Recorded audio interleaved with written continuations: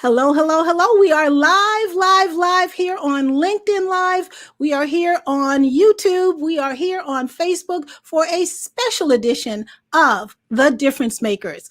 I'm your host, Jacqueline Grant, and we are here for a special edition of The Difference Makers for the end of Women's History Month. But it's not the end. It's only the beginning, because when one door closes, another opens. So as we close this month of saluting the women in our lives, the women in history, and the women who are yet to come, who are maybe just little girls now, we want to encourage and inspire all ages to be all you can be, do all that you can do, and have all that you can have to share with the world your gifts, talents, and abilities to make an impact on the world. Again, I'm your host, Jacqueline Grant, and this is a special edition of The Difference Makers. We're usually on, where is it? Here we go, right here. We're usually here on Thursdays at 12 noon Eastern Time, 9 a.m. Pacific. However, this is a special edition on a Wednesday night. Yes, we are here live on a Wednesday evening, closing out Women's History Month. We have wonderful panelists with us tonight that are spanning the globe. They are from all parts of the world. We have a panelist that's here from good old Georgia Peach, Atlanta, Georgia. We also have a panelist that is here from Palo Alto, California. We have a panelist that is here from London, across the pond.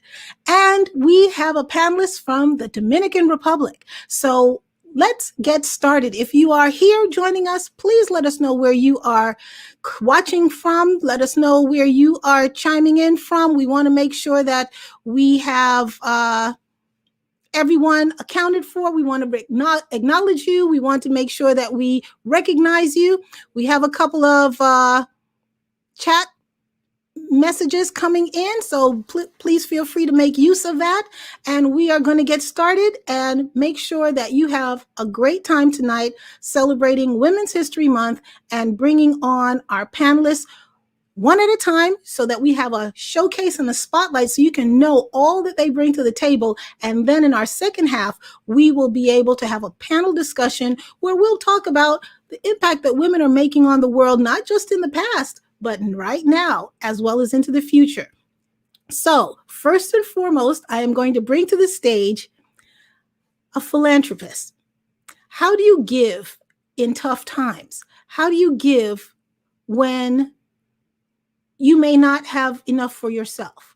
How do you give when you are overflowing and want to share with the right organizations or the right people? How do you decide? That's one of the areas of expertise of M. Gaspy Brown. I'd like to bring her to the virtual stage. Gaspy, welcome. Thank you so much, Jacqueline. It's great to be here. It is great to have you. We are so happy to have you here, and we're getting some chat. Everyone is coming in now, so you are here. Perfect timing for our very first guest. How do you like to be? How do you like to be acknowledged? Is it Gaspy or do we? Gaspy. The Gaspy. S is pronounced as a Z, so it's Gaspy. And yes, that's what I answer to. Wonderful, wonderful. So tell us a little bit about your background. No one can introduce you better than yourself, because you know your background in history. And so I would like you to share with the audience a snippet, because we only have time for the tip of the iceberg.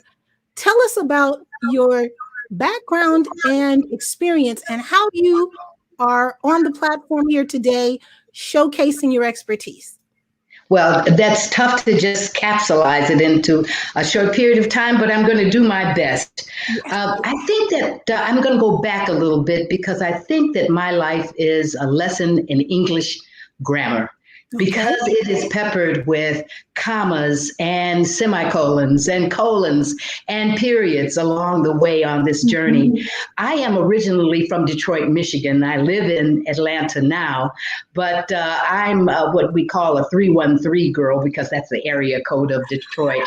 And I lived in Detroit, and to this day, at a time where difference makers were definitely a part of the fabric of that city. And so I want to share a bit about my story because in hopes that it would help someone. And the fact that I was a young divorced mother of a little girl, a darling, wonderful little girl, and needed to find work that was honest and could pay me.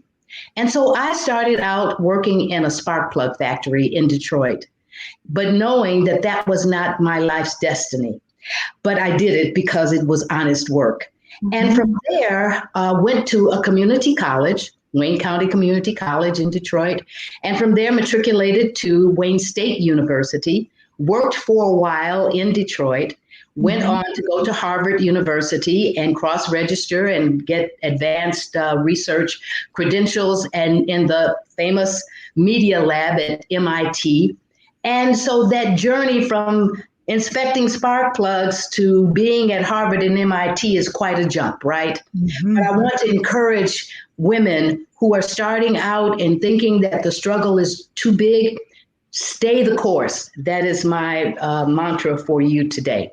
So from there, I went to New York and did work with a public television station and also was a broadcaster. I was on Fox Television in New York as a general assignment reporter and a financial reporter. And then because I was freelancing, I was doing work with BET as their New York correspondent for entertainment. So here I'm doing finance stuff in the day, and at night I'm meeting every possible celebrity that you could think of. But from there, I still had this entrepreneurial spirit. In fact, I thought I would go into for-profit work, but my calling is nonprofits. So I got into the nonprofit sector and fell in love with it because it was my calling and understood the value that nonprofit organizations bring. They make a difference because their charge is to change lives and to change the world, right? And so I became a consultant to nonprofits and philanthropy. And what we do, the Gatsby Group, is the parent company of several subsidiary companies, one of which gives consultancy to nonprofits by making their board stronger, helping them to realize their fundraising goals through our consultancy, and looking at what they do in terms of their infrastructure to make them stronger. So our slogan is, we help those organizations who do good, do better. I love it. I love it. I love it. Well, I have a little question for you and the audience. This is our quiz of the night, question of the night. What is the one thing, this is a little challenge for you in the audience as well. What is the one thing that all of our guests have in common? If you can figure that out, I have a prize for you. What is the thing that we all have in common, including me? So what is the one thing that all of our guests have in common? Now, I will tell you that just from the story you've shared, Gatsby, we share a common interest of nonprofit organizational management because I've done that in my early career. And I'm also originally from New York, so we have that in common. We do, however, we do. That's not the item I'm talking about. So we still have to figure that out. What is it that we have in common? Well, I'm curious. So share with us in just closing out your wonderful segment where we are showcasing M. Gatsby Brown from the Atlanta area, but originally in from Detroit, as well as being in New York. What makes you a difference maker? Well, the calling that I referred to before is sort of like a ministry, I would say a ministry to make a difference in the world. And I would like on my epitaph to be said that I was a good servant in that regard, that I made a difference with organizations. I also became an artist, and I'm a late bloomer. So I did things later in life. So I became an artist. Yes, and really offering beauty and thoughtfulness to other people. And so I would say the way that I'm making a difference is to offer the best of what I have to offer. Thank you so much. And thank you for offering it to us here tonight. Thank you. You're welcome. Stay tuned. There's more to come with Gatsby while we bring up our next guest. Thank you so much, Gatsby. And next, coming up all the way across the pond from London is Buki. And Buki, I'm going to ask you to please unmute yourself. Give us your name as only you can say it so eloquently, please. I do not want to butcher your name. Thank you so much, Jacqueline, for having me. My name is Buki Odushate. Odushate. That's beautiful. I'm glad you let me know before I attempted. Thank you so very much. Share with us where you are coming from and how you make a difference in the world today. Thank you. And so, yes, where am I coming from? I'm originally from Nigeria. I spent the better part of my life in Nigeria and only relocated to the United Kingdom after I got married. So after marriage, I came to the United Kingdom with my husband and I started living in London from that time. And prior to that, as a young child, I've always been someone who always spoke out for others who couldn't speak for themselves. I realized that I just love to, help people have that voice that they don't originally have, maybe because, they just don't feel comfortable enough, to speak for themselves.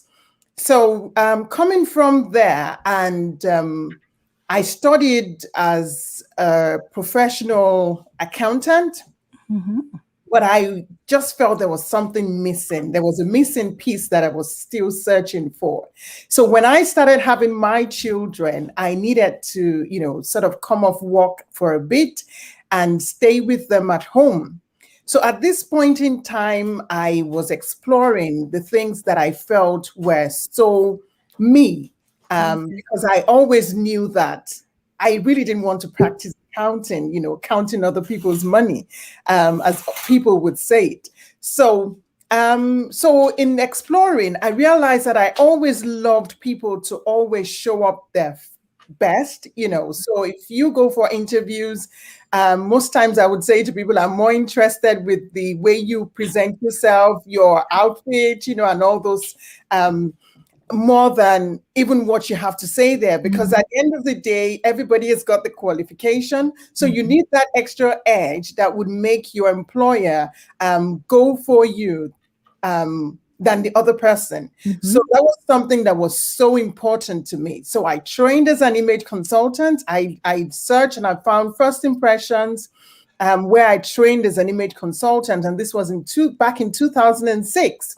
So I trained as an image consultant to consult and, help people look good, look their best, come up with their best foot, scale that interview and just be their best, So after doing that, I practiced, helping customers and clients for a while, but I still felt there was something missing. And most times I usually like to describe this as, the movie I'm sure a lot of us would have seen, which is the movie called Devil Wears Prada. So I would say to people, I realized after some time that a lot of people are putting in the effort to dress and look good and look the path, dress for, your next level and all that. But there was still something missing. And that was the people treatment. And that was just what Devil Wears Prada exhibited. You remember the lady who had this boss who was so nasty, wasn't kind to her. She was working under so much pressure and having to deliver with all of that stress and too many things. And so I thought I needed to do something extra. And in the process of searching, I discovered civility.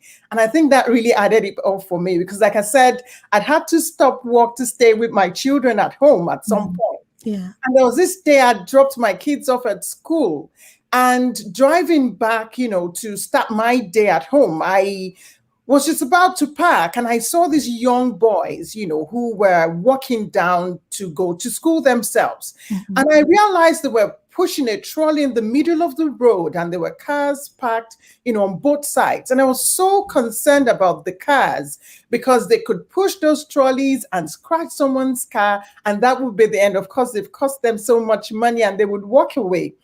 So I was a bit hesitant because at that point in time, we knew that there's so much going on in the news about young boys attacking people and all that. So I thought, you know what? Should I say something? Should I keep quiet? But I just couldn't. So I drove close to them and I just, said hello, found out how their day was going. And then I said to them, do you realize that if you push this trolley and you just miss your bearing, you could scratch someone's car and that would cause a damage and cost them some money that they didn't plan for. So taking them out of pocket maybe. And interestingly, I was surprised that these young boys rushed at taking the trolley. And, I said to them if they could just push it to the side, which they did. So that sort of got me thinking, there's so much going on about this youth, So they've been labeled with the fact that, they're not nice. If you speak to them, they're going to attack you and all those sort of things. Yeah. I realize that that's the same way sometimes we're being labeled and we're taken just generally as every other person without people even getting to know us better. So from that little bit, I thought we needed to do more. And that was how I found Civility, trained as a civility coach, and I trained with Civility Worldwide, Winnipeg, Canada. And from that day, I started my journey as an image consultant, but not just an image consultant, but helping people lead their lives with civility and doing better, being more conscious of how we treat other people and how our actions, our words, and even our attitude would affect other people and the way they perform on their daily exercises, even in the workplace and everywhere. So that's my journey. And that's what I've been doing. And recently, last year during the pandemic, I felt this word needed to get out much more out there than it is already, because we could see that from the pandemic, people became a bit more conscious and intentional about living. And I spent some time reading books to the children over the internet. And from there, I decided to design character T-shirts that would always remind us about the characters that are important on our day-to-day living and how to treat people with respect and much better. So that's been my job. That's quite a journey and quite an impactful journey where you are definitely making a difference in the minds and lives of children and the adults that surround them. So that is fantastic. And I applaud you for that, for taking what you observed just around you and looking to make a difference and using your passion and your skill to be able to make that difference in the lives of those young children. And that sparked all the other things that came after that. So one thing I can share with you is that my mother was in the fashion industry in New York on 7th Avenue. And she definitely was like you, an image consultant, but she could make anything that needle and thread could make, she could make it. And she changed the image and the personality of people when they put on their new outfit that was custom made for them, that, she saw how it changed them and she loved that difference that it made. So I can imagine the type of difference you make by what you do because of what I've seen from what my mother did. And, we have a couple other things in common, but the question of the day, if you're just tuning in, the question of the day is, what do we all have in common? All the panelists, including myself, what do we all have in common? We had a few guesses so far. One person said that we were all entrepreneurs. Yes, that is true, but that's not the one thing I'm looking for. We have a couple of comments. Thank you, Angela, talking about image is everything. Very true. And Bridget is here joining us. And Bridget says, truly making a difference. She loves it. And I love it as well. Thank you so much for being here. We are bringing up our next guest, but I want to thank you so much, Buki. Just round out for us in just like one sentence. What is the encapsulating difference that you make in the world? So the difference I make in the world is helping people lead with civility. Awesome. Thank you so very much. Thank you. Thank you. Thank you. Stay tuned. There's more coming from Buki, as well as all of our other panelists, but we're going to shift gears just a bit. And we're going to bring our next panelist to the spotlight. is all the way from Palo Alto, California, Yulin Lee. Yulin, we are glad to have you. Welcome aboard. Thanks to have you here. It's wonderful to see you. Thank you for shifting over so we can see all of you. What time is it for you? It is 4:20 p.m. Yes. in the afternoon. I see the sun still shining on you on one side there. I have to actually close my window a little bit. Great, great. Well, welcome here. We are really happy to have you here. Tell us what you do to make a difference in the world. Yeah, sure. So I am a money, wealth, and financial coach. And so the journey for me to get to where I am today really started about 6 years ago when I was at a place where I was contemplating, what do I want to do when I grow up? Yeah. And by the way, that was the third time in my life that I asked myself that question. So I've had a couple other career changes earlier. But at that time, I really asked myself if money was not the first criteria for looking to do something that would make me want to get up in the morning. Like, what am I really excited about? And the conclusion and what came back to me, through several months of soul searching, is that I really want to empower women. And that's something that had always been in the back of my head. But I think it was really 6 years ago when it was just like I happened to be in this place where I really get to choose what I want to do next. And I kind of brought it to the forefront instead of being the back, and said, I really want to make a difference in women's life in terms of their money relationships and how they deal with money. My own story is that, I was born in China. I came to the States when I was 13. And so China in the 60s and the 70s is not what it is today. So we really didn't have much. And, we had roof over our head, but we really, life was very minimal. And then when we came here, my parents were in their 40s and they literally starting a new life in a different country, not speaking English. And just watching them, how they built their life up again. So really, it was up until I started working that, we really just didn't have much growing up for me, materially and financially also. But I realized I have never felt poor. And now that, at this age in my life, when I look back and I really, wanted to thank my parents for how they raised me. In that I was ingrained in the idea that I can do anything I want. And my mom used to always say, well, when you go out and date guys, don't be spending, their money. And so there's all these like little messages that they never said anything official to me, but it's through these little messages that I was ingrained with the idea that I'm equal to anybody else, men, women, like we are all responsible. We are all capable of our own affair. And so that's how I grew up. And I just thought that's how everybody was taught. But it was later in my career where, as far as my career, I started out as a software engineer. So I actually worked in high tech for 12 years in the Silicon Valley.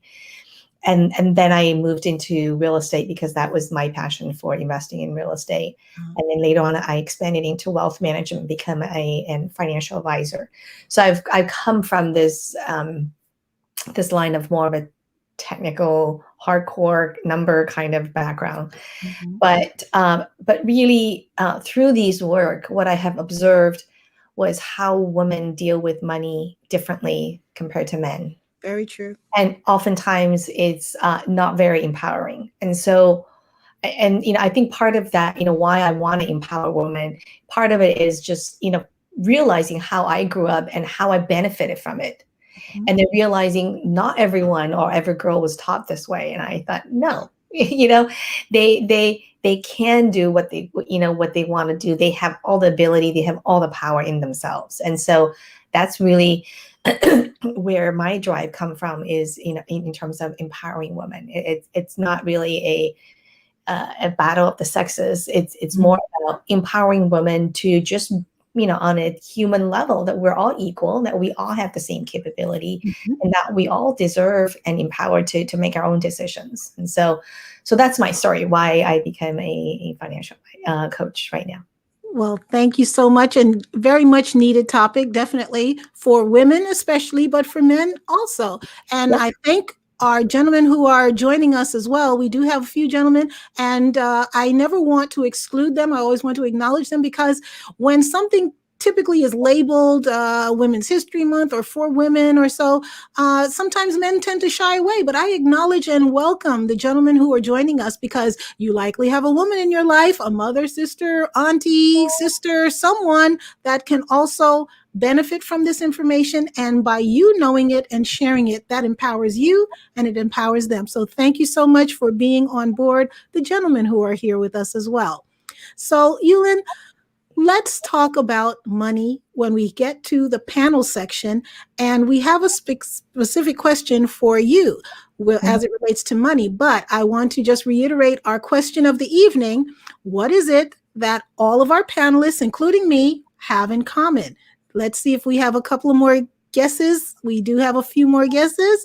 Hello, LinkedIn user. We don't know your name, but I'm glad that you love it. The women are capable of being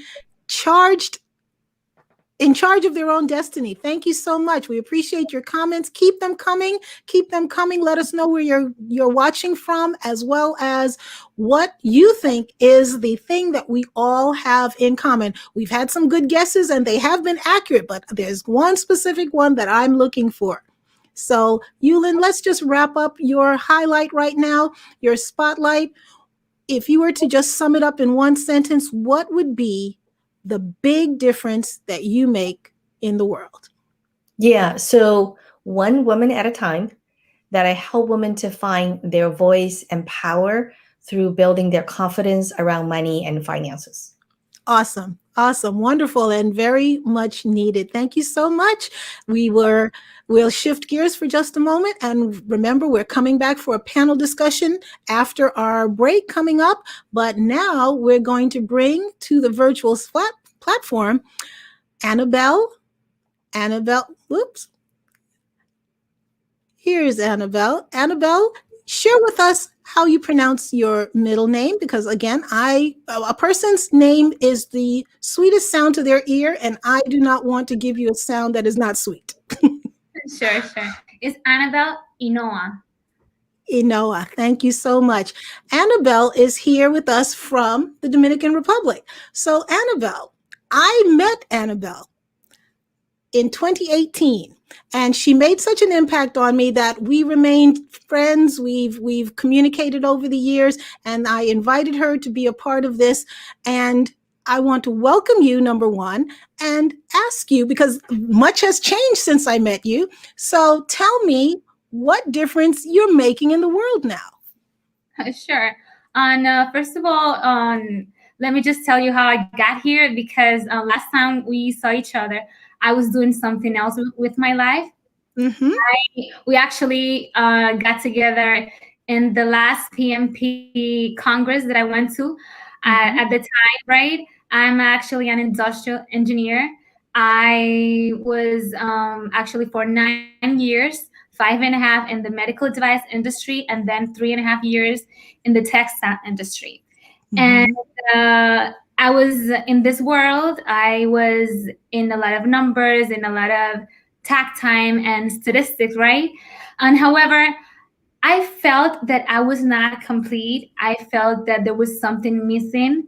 I was also the mother of 2 small children, and I didn't have quite the balance between my family life, my work life, and also other things that were very important to me, as how I fed myself, what I was eating, my physical activity.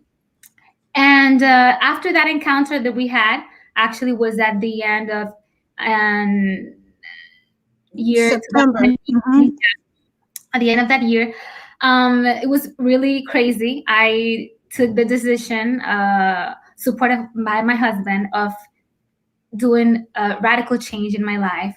And it was to do something that I did, even though I was always tired. I had no time, but for no reason, I was always concerned about nutrition, about wellness. So that's when the idea came of, why don't I do this thing that I do for free, that I do with no obligation? Why don't I do it my life project? So from that point on, we decided that I should get qualified in that field. That's why I became an integrative nutrition health coach on a beautiful world that actually merges not just your nutrition, not just showing you how to eat well, which is how we call it your secondary food, but to also focus in what's even more important, which is your primary food. The intangibles of doing what you love, or having good relationships, having a career that you enjoy, and also a spiritual activity that you also practice. So that's how I came into this world. Right now, I'm a health coach. I help people changing their lives, help people get out of their comfort zones to try new things, because it's not boring, it's not silly, it's not sassy to eat good, to do something that you're gonna love later. But it's a really good challenge that a lot of people has joined in and actually enjoyed. And also, I provide for this same people a solution, because I remember when I had a 8 to 5 job that I wanted to eat good, but where can I get it? I want someone that helped me with that thing. So we also offer that solution to people, to provide them plant-based meals for them. So it's not just helping you, telling you what to do, but if you don't have the time, don't know how, we show you how to do it, or we actually provide the product itself. So that's like a summary. Do you all see the power on this panel? I hope you see the power on this panel. We have women from all over the globe who are doing passionate, great things based on their natural skills, talents, and abilities. They may have trained in one thing, but they've taken their training and added their own natural gifts to create something totally new, and usually out of their own need, they serve others. They came across their talent from their own need and satisfying their own needs and satisfying the needs of others who had a similar need. Yes, Renee, it is truly amazing. Yes, it is. Thank you for your comments. Keep them coming. Annabelle, you made a great transition from being, what was it, an engineer? Industrial engineer, yeah. Industrial engineer. But I'm sure you still use a lot of that training in order to create the things that you do for other people. The training has not gone to waste, but you now take that and have built upon it. That is fantastic. We are getting great comments. Kenya says that's it. We all have natural talents and gifts. Yes, we do. We do. We all have that in common. But the one thing that we all have in common, stay tuned. I'm going to share that with you. I'm going to share the answer and see if we have a winner for that. But Annabelle, you did a great job summarizing everything and giving your last point there with what you do to make a difference in the world. And we truly appreciate it. And we want to learn more, because I definitely want to know more about eating more healthy, even though right now I'm still at home and I've made all of my meals. Believe it or not, I'm going to share something with you. Great. My husband and I, since this pandemic we have not eaten out. We have not purchased anything outside of the home. I have made every meal. We've purchased groceries and I've made every meal. I mean, he has too. He shares in the cooking sometimes, but we have made everything in-house. We haven't purchased anything outside. So we've controlled what we eat and how we prepare it. And that's something that some people find very surprising, but that was a challenge that we made, and we've definitely done it. So we are going to shift gears now. Would anyone like to hear my story? Sure, of course. Well, I want to make sure, because if not, we'll just keep going and shift gears. We have a couple of comments coming in.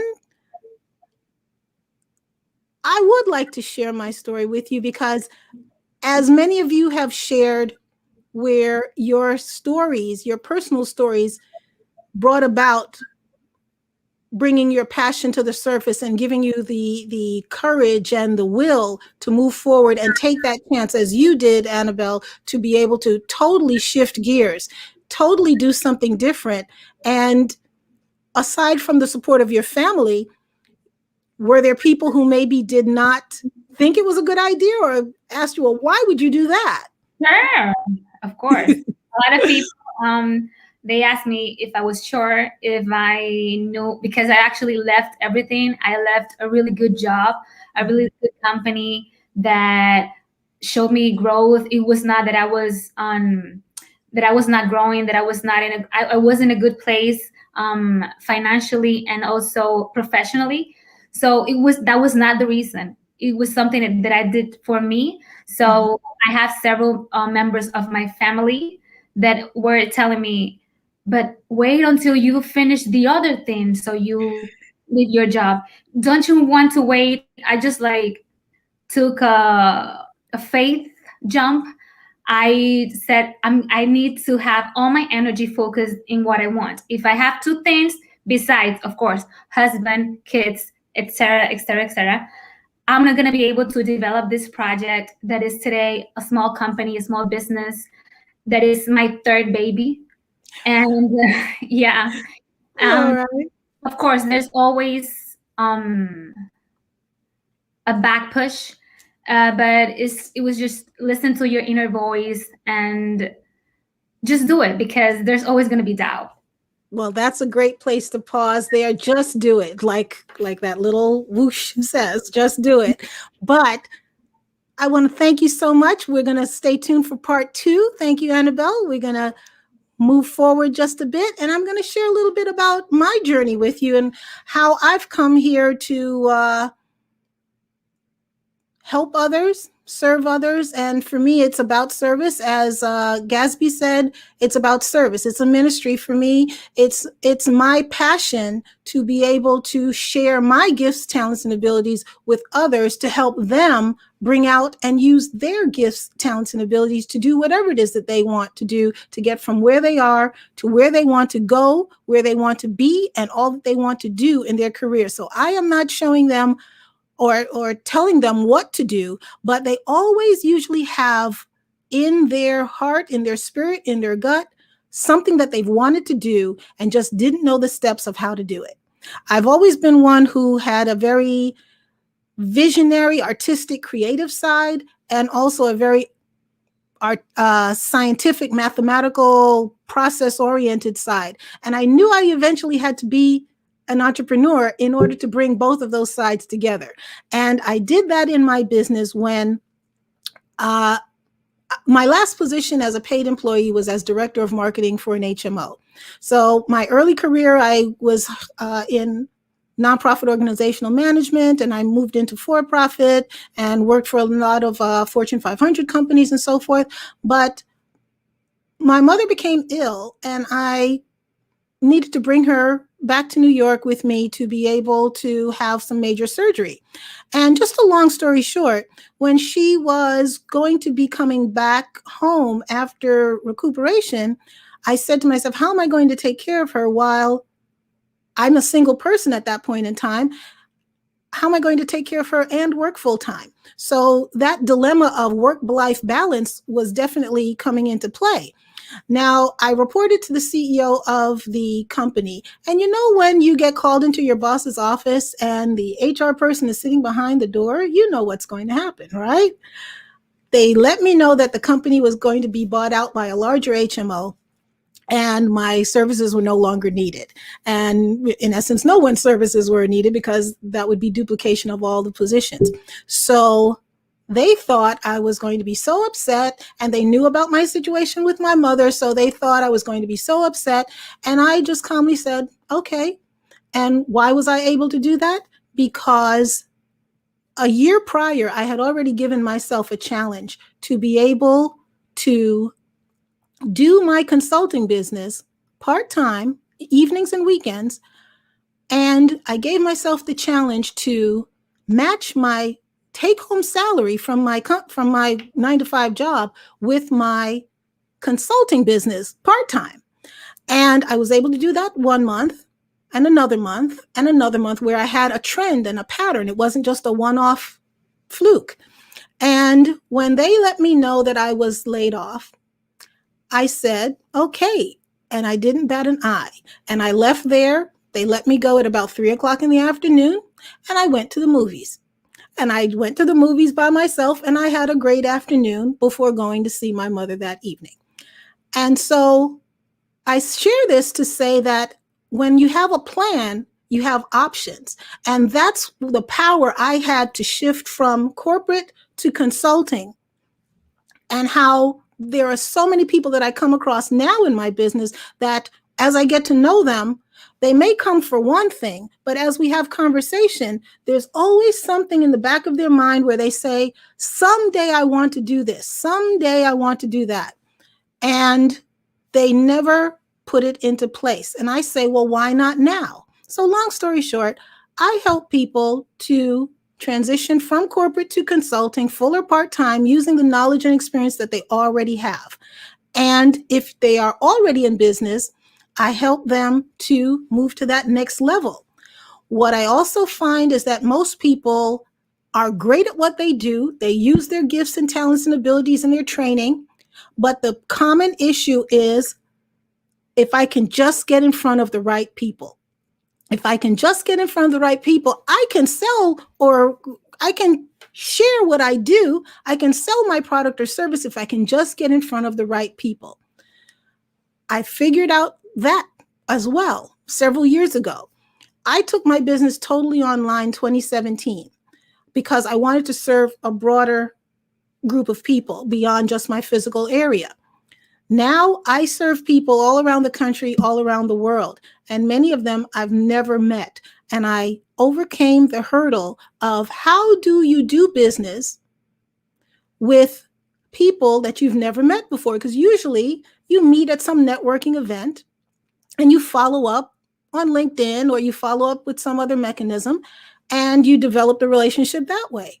And when now I took my business online, I faced the dilemma that I'm not meeting people in person. How are they going to get to know me, like me, trust me, if they've never met me? And I overcame that hurdle with a strategy that I use called LinkedIn Client Formula. And I show other people how to do that as well. So I want to ask you, based on the items in the chat, we do have a winner. Is there anyone else who wants to get in on this to figure out what it is that we all have in common? We have a couple more coming in. Share, share, share. Okay, I'm going to share. The one thing that we all have in common, for right now, I'm just going to bring everyone on stage. The one thing that we all have in common, drum roll, please, is that these are all my LinkedIn connections. And aside from Annabelle, I have never met any of them in person. But yet, I feel like I know them. I feel like I'm getting to know them even more. And some I've known longer than others because we are LinkedIn connected. But it's LinkedIn that has allowed me to meet Annabelle, because I went to the Dominican Republic and I was a speaker there for the PMI Congress that they had there. I was able to even get the opportunity to speak at that event because of LinkedIn, because I was connected with someone else from the Dominican Republic that let me know they had a call for speakers. And I gave myself the challenge to, yes, go to the Dominican Republic. I've never been there before. Had a great time. And I was able to meet someone who I now have a long-lasting relationship with, more than 2 years now. So the answer to the question is that we all met through LinkedIn. And had it not been for LinkedIn, I wouldn't be here. And I wouldn't know all of you ladies. And I want to share with you that 90% of my business comes through LinkedIn. Whether directly or indirectly, LinkedIn is the way, especially now, to be able to do business make new contacts, develop business relationships utilizing LinkedIn when you have never met in person before. How do you develop that know, like, and trust factor? Let me share with you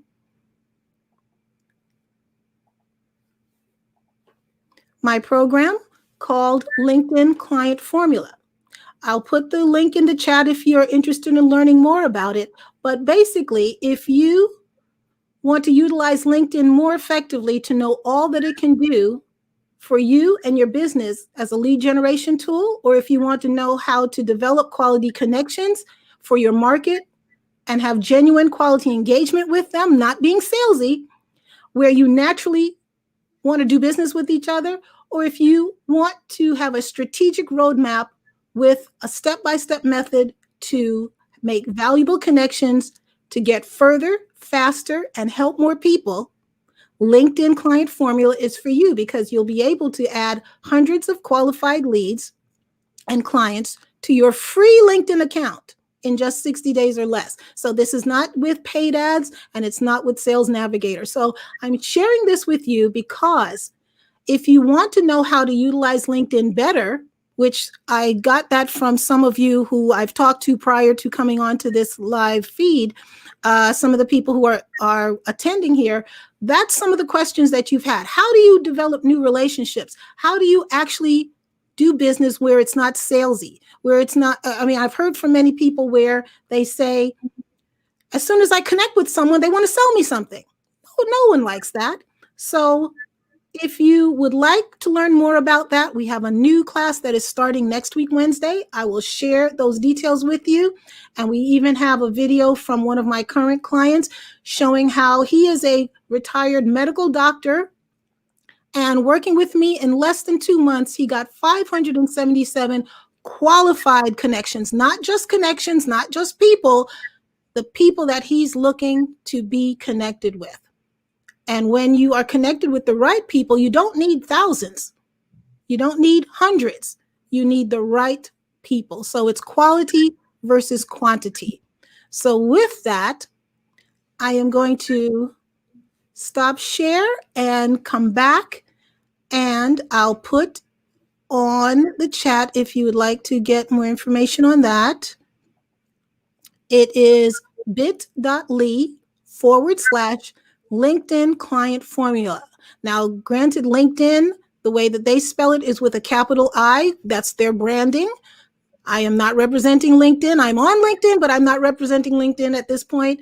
This is with a small I. If you put a large I, the link will not work. So it's bit.ly/LinkedIn Client Formula. So if you would like to develop quality relationships and utilize LinkedIn more efficiently and more effectively, I'd love to speak with you. So now we're going to shift gears to our panel and get into a few questions. And if you have a question for any of our panel members, or if you would like to ask a question of all of us, please put it into the chat and we'll make sure to get through to you. So Kenya, thank you for your comment. I appreciate it. And you are the winner, so I will have a very special prize just for you. Okay, so let's give Kenya a hand. And Kenya actually was one of my project management students a few years ago, and see, we're still in contact to this day. So when you develop relationships, quality relationships on LinkedIn, they do become long lasting. To tell you the truth, a lot of the people that I'm connected with through LinkedIn, I consider them my friends. Again, although I've never met them, I know the majority of the people that I'm connected to, and I'm connected to over 2,000 people. And you would say, well, how would you know all those people? Because I make the effort. I make the effort to connect. And when I connect, I follow up with trying to have a phone call or a Zoom call or some point of connection so that we can get to know each other. Because it makes no difference if you have a big number next to your name and you don't know them and they don't know you, and therefore you can't do anything for them and they can't do anything for you. So it's about developing quality relationships. And I'm so happy to be developing these quality relationships with these ladies on our panel today. So let's start off with our first panel question. What do you think about the recent pandemic. Granted, let me just set the tone. It is not a good thing. We've lost many loved ones. Many people have passed because of this pandemic. But can you find any positives in this pandemic experience? Gasby, would you share with us pro or con? Yes, absolutely. It was quite a disruptor, wasn't it? But it forced me to pivot in some of the strategies that I use with nonprofit organizations. For example, strategic planning and strategic planning retreats with boards. How do you do that when you do it in person and you're interacting in a very, very dynamic way? Well, I had to pivot, learn how to do it digitally, which worked out perfectly. I brought on someone who knows how to make sure that things are in the chat and that people are excited. I do scavenger hunts and different kinds of things to make the whole experience very exciting. So it caused me to grow. From that point of view, from a business point of view. And then it also caused me to consult and to give advice to nonprofit organizations in a little bit different way. I asked them to begin to reflect and then to reimagine. And then after that, to recalibrate where necessary, because the pandemic would have so much impact on the way they would operate. Absolutely, absolutely. So if I understand you correctly, you have found that the pandemic has made you more creative. Absolutely. And remember, I've got some COVID pounds on me too, so I've got to acknowledge that. And so I'll talk to Annabelle more about that. But yes, indeed. The creativity was ratcheted up several notches. Well, I need to have that conversation with Annabelle as well, because, I was doing well the first half of the year. The second half of the year, I was just like, oh my gosh, how long is this going to go on? But yes, we do need to touch base with Annabelle. But I see the synergies developing. I see the connection starting, and I know it's going to go even further, even further. Thank you so much, Gasby. Buki, what about you? What do you say about the pandemic?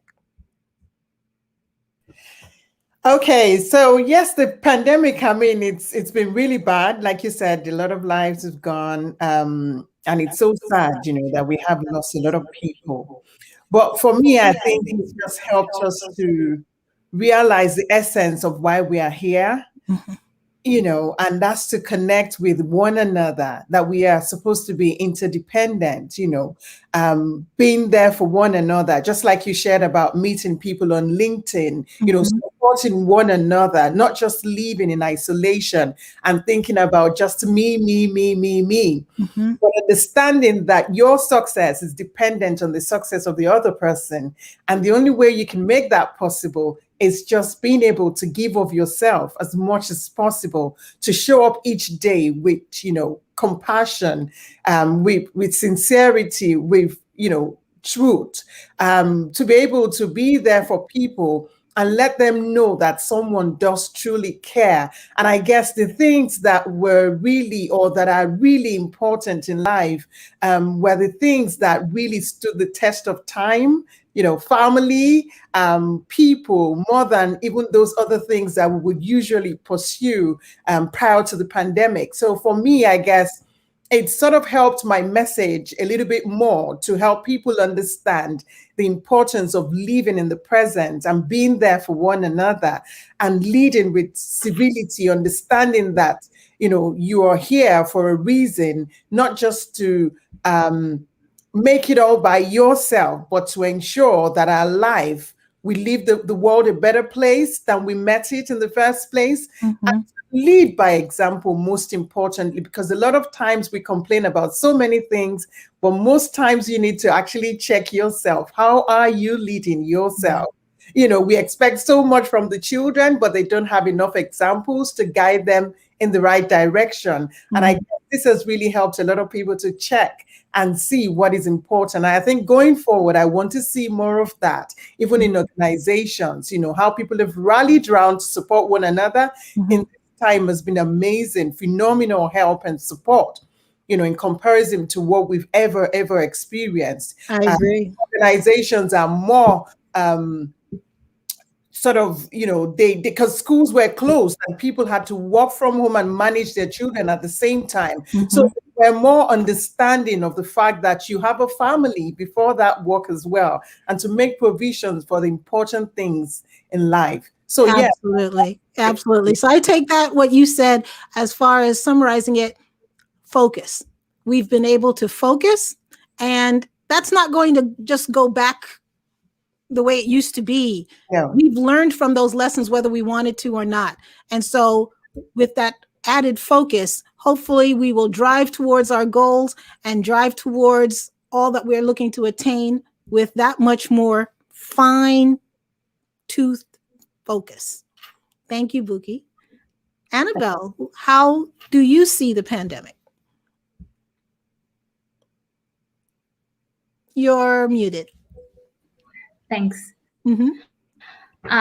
Just as you said, taking aside all the negative things that has brought, of course, I think that there are so many lessons that we've taken from this time that we would all get short, because first of all, it has shown us how resilient we really are, how we just always mention, oh, I couldn't live without this, I wouldn't live with this or without that, but we've come to know exactly what we really need and all the things that can actually go by and we wouldn't die about it. And also, and most important, it's kind of strange because we always have death behind our ears, because that's the only thing that is going to happen for sure. But it has made us more aware of our mortality. And that way, people are not willing to waste any more time. People are working more into their health. They are more into their exercises. And before, when they had more options and they were more comfortable, they had more excuses, right? But now you are so true. We've all had to reinvent ourselves. Just like you mentioned, Jacqueline, now everything is cooked at home. Before the pandemic, did you imagine yourself doing that? I don't think so. So we've all came to, what am I really capable of? This is not such a big deal for me. I can make anything happen. And if I can go through a pandemic, I can do anything. So I think that has given us a lot of courage. And in my field, where people are looking for wellness, they actually value more what wellness means. And they are more willing to do what it takes to be there. So I think absolutely. I love your comments. They were so on point, because my view is that we are finding how capable we are of things that we never thought we could do, wanted to do, or had to do. So I applaud you because of the major change that you made during these last few years. And I'm just really so in awe of what you've transitioned to, because I mean, you were great before, you're even greater now. Amen. Thank you so much. So Yulin, what do you say? This is a very heavy topic related to money. So tell us what your thoughts are. Yeah, well, it's interesting, right? Because in the pandemic, certainly money became an issue for some people. It definitely affected, a lot of families. On the other hand, it also makes us realize that's not the most important thing in life. Absolutely. And with, the pre-pandemic, I think the whole world was just on this faster track of boom, boom, boom, do, more. So as much as I think the pandemic taught us about human resilience, I think it also gave us more humility to make humans a little bit more humble of how one invisible bug, virus could shut down the whole world. And so it really to me, it really, put us back in, into a better perspective of, who we are as humans, what we're doing in this world, on this earth.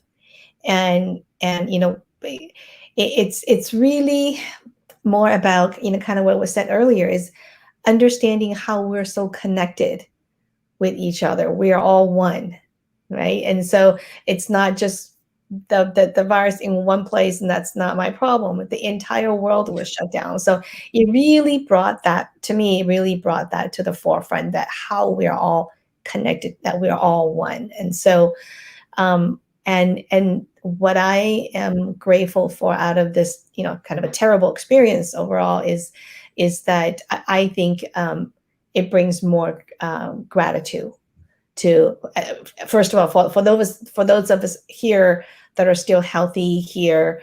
My heart goes out to all the family got affected, but even more so that we, there's more gratitude in all of us who are healthy and are doing well. So yeah, I think to me the beautiful thing out of that is resetting the perspective on life. So for all of us. I agree with you 1000%. And I've taken note of so many things that I am more grateful for.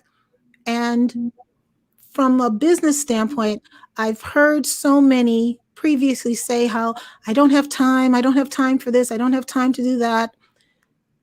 If anything, we've been given time to think, time to wonder, time to dream, time to rest. Yeah. And time for families, to have more bonding experience and time. I see my nephews raising a 2-year-old now, how much time they're spending with that child, and just imagine the pre-pandemic time, including ourselves when our kids were younger, we were just rushing, going, and then now my daughter's in college and my son is graduating from high school. And I think to myself, where did the time go? Like, what happened? It's just like a blur, right? And so then I'm looking at these other families, like, oh, that's so sweet that they actually get to really slow down and enjoy life and enjoy the company of their family. So. Absolutely. And we also get to see what we truly value and what's truly important. Now, as I shared with you, my mother was in the fashion industry.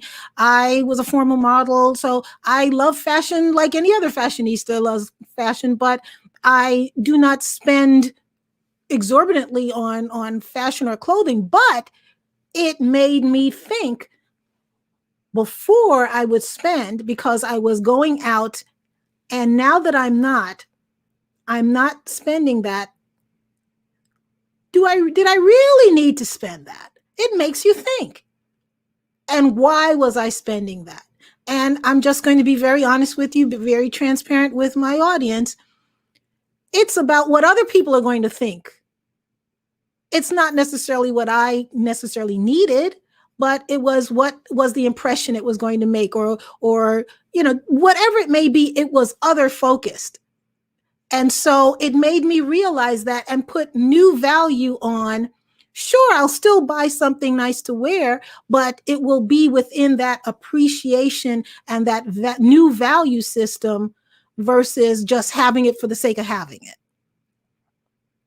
So I'd like to find out from each of you as we close, what difference are you going to make as we go forward now, as things start to open up, as we get back into being in person? Because I'm not going to say get back to life as we knew it, because that's never going to happen again. But how will you be different going forward once we are able to engage personally again? What difference has been made to you? Gasby? Well, one of the things that the pandemic uncovered and allowed us to see was inequality in its most stark form.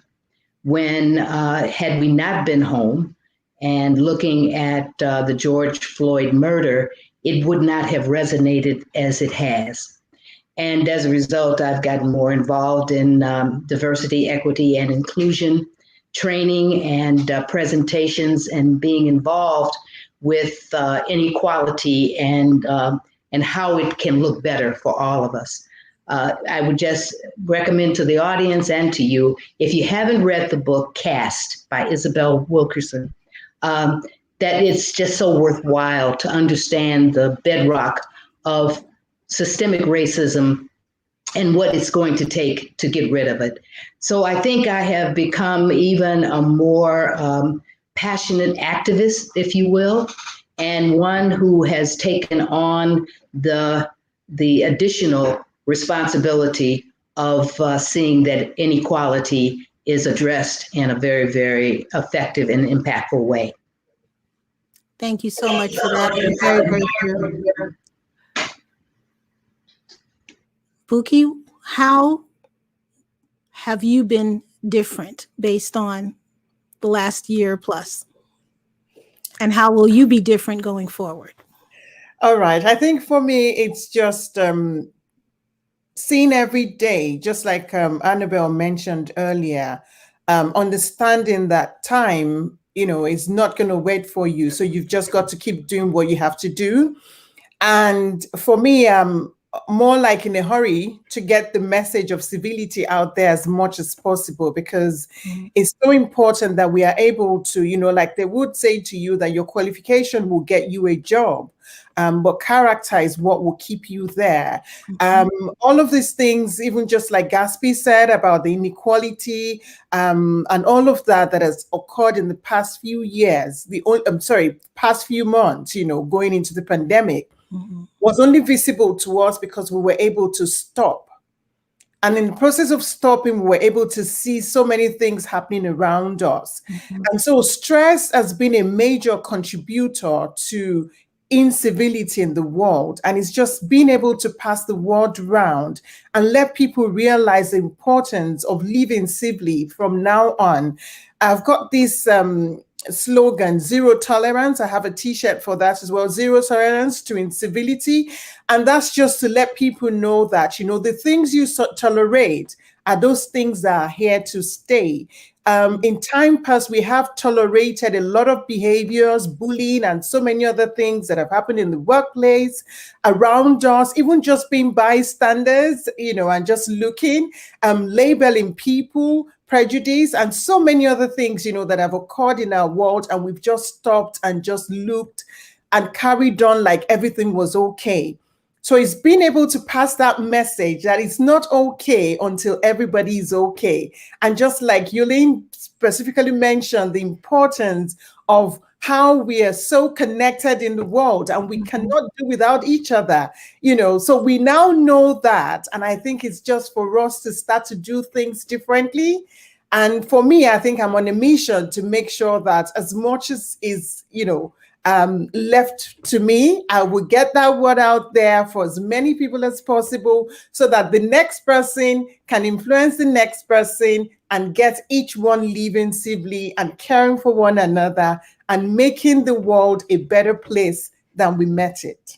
Awesome. Awesome. Thank you so much, Buki. Thank you. Annabelle, how will you be different now going forward?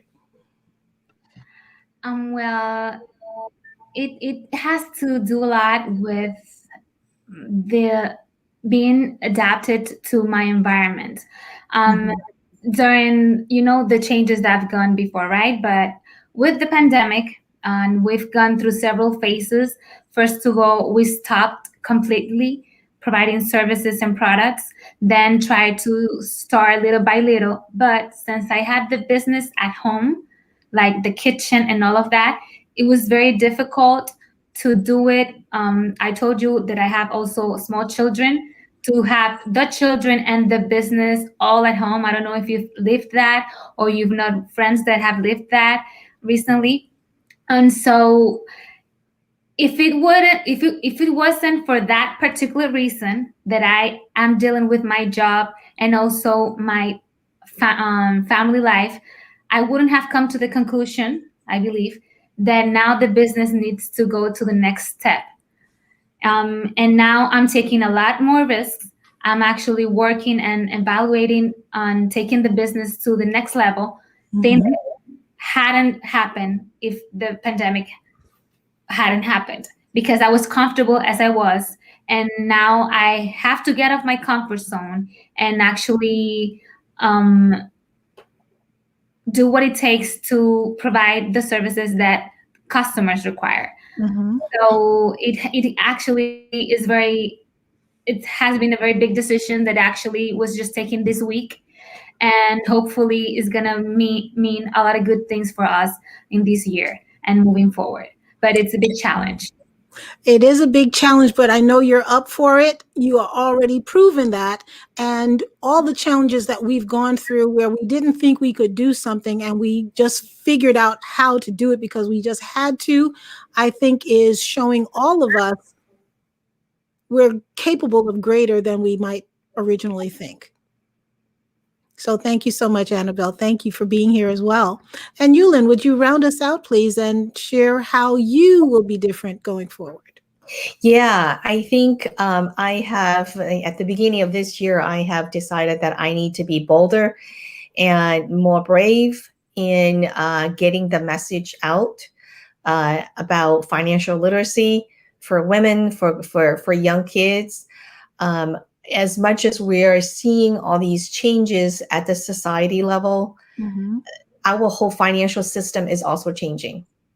So if people were not really paying attention to their finances in the way that things have been, they're really going to be more and more lost. There's going to be more and more divide going forward if the whole system is also changing. So to me, I feel there's even a bigger urgency now for me to really get the message out, to bring more women along the same journey of financial independence, and especially for young girls as well, to really know in their head that they need to create their own financial independence and freedom for themselves. And Prince Charming isn't coming.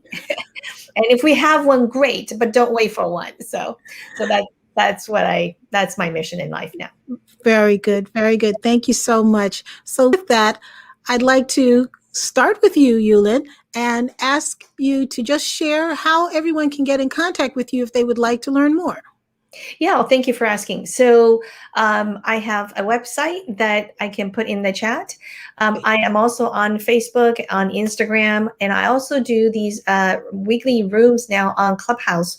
For any of you who are on the Clubhouse platform, I welcome you. So I'm on Instagram, on all those major social media platforms. Awesome. LinkedIn as well. Awesome. Very much on LinkedIn as well. All right. Thank you so much. Please do put that in the chat for our audience to get in contact with you. Yep. And Annabelle, how can they learn more about the services you provide? Sure. I also, as Yulin, have major social medias like Instagram and Facebook. So you can reach me through there and ask me anything. We always put like tips, recipes, advices, and basically encouraging people to do things that actually add to their to the wellness, to the well-being. And also we also provide coaching programs that we carry either online or face-to-face. Awesome. Awesome. Please do put your contact information into the chat, because those who may not be here with us live, there will be those watching on replay, and they will want to be able to get in contact with you. Thank you so much. And Gatsby, would you share your contact information? I'll be happy to. First of all, my website is www.thegatsbygroup.com, and we'll put that in the chat. I also have a podcast, Nonprofit Thursdays, that's every second and third Thursdays of the month. It doesn't compete with you, Jacqueline, because it's all day long, and it's on YouTube as well as Spotify, Google, Apple, every platform that does audio, but it is on video as well on YouTube and Podbean. So just really, please reach out. We'd be happy to hear from you and to see if we can be helpful. Awesome, awesome, awesome. And I want to share with you, you already know this, but there is no competition because there's more than enough to go around, number one. And number two, Who's attracted to you is attracted to you. Who's attracted to me is attracted to me. And we can't all serve the entire world by ourselves. So there is more than enough people who need what we have to offer. And we are very happy to serve those who are attracted to what we do. So Yes, I agree. I Thank agree. you so much. The pie is big enough for all of us. Oh, and I forgot to mention LinkedIn. I'm on LinkedIn. Contact me. Absolutely. Thank you so much, Gasby. And Buki, would you share with us how we can get in contact with you? Okay, thank you. So very much like everyone else, you can contact me on LinkedIn. I'm on Instagram. Buki Odushotta is the name. On Facebook. I'm on Clubhouse as well. I will definitely check you out, Yulene.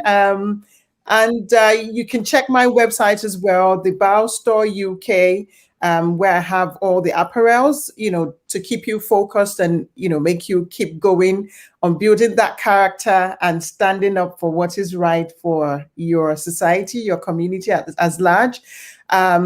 Yes, so you feel free to contact me, send me messages. I will definitely get back to you. And if you have any comments as well or questions, I'm very much available to answer your questions. Thank you. Awesome. And I want to thank everyone. Excuse me, my eye keeps watering for all these lights that we have. My eye is fatigued with all the Zoom calls, and I'm reacting to all the lights. But I am so happy to have had all of you here today sharing your stories, encouraging our audience, inspiring our audience, and sharing all the good work that you are doing to make a difference in the world. I truly appreciate you. I really appreciate the fact that you made time out of your busy schedules to be here to share with our audience. And I thank you all for being here, those who are in the audience and those who are watching, whether live or on replay. This is just the beginning of the Difference Makers. We are making a difference in multiple ways, multiple days, and we are back tomorrow, our regular day, Thursday. Be sure to tune in. We have a special guest who will be sharing about her book. If you want to know about Stupid Gone Viral, please join me tomorrow, Thursday, at I heard a little echo, sorry. But our usual day is Thursdays at 12 noon Eastern Time, 9 a.m. Pacific. And we have a special guest who's the author of a book called Stupid Gone Viral. Some things you just can't make up, but it's about leadership and sharing leadership strategies from 3 experts in that field. And we have one of the authors who will be joining us. So please check out my LinkedIn page where you'll see all the information about that presentation, as well as the future ones yet to come. I'm so grateful to all of you who have been here live, as well as those who might be watching on replay. I'm grateful because we have guests booked out for several months already. So it's showing that we are gaining traction. So please do follow us. Please be with us here on LinkedIn.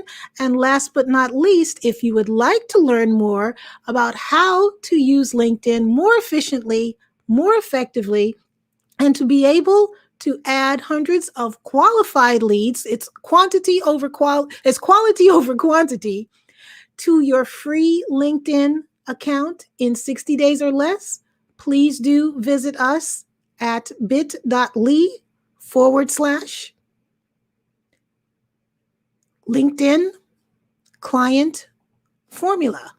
And that's in the chat as well. You can go back into the feed and see that. And I just want to thank you, ladies. Thank you so very much for being here, being with us, sharing your knowledge, your gifts. And I truly believe that our audience will be getting in contact with you because of what you make as a difference in the world. So thank you so much and have a great evening. Thank you. Thank you, Jacqueline, for the invite. Thank you so much for accepting the invite. I appreciate you, and I'll be in touch. Thank you. Great women. I want to be in touch with all of you. We'll be in touch with all of you. I will do a group invite for all of you so that all of you can meet each other on LinkedIn, and that way you can connect as you like. Terrific. Awesome. Thank you. All right. Thank you, ladies. Have a great evening. Thank you so much. Thank you, Jacqueline. Bye-bye. Thank you. Thank you. Bye. Bye.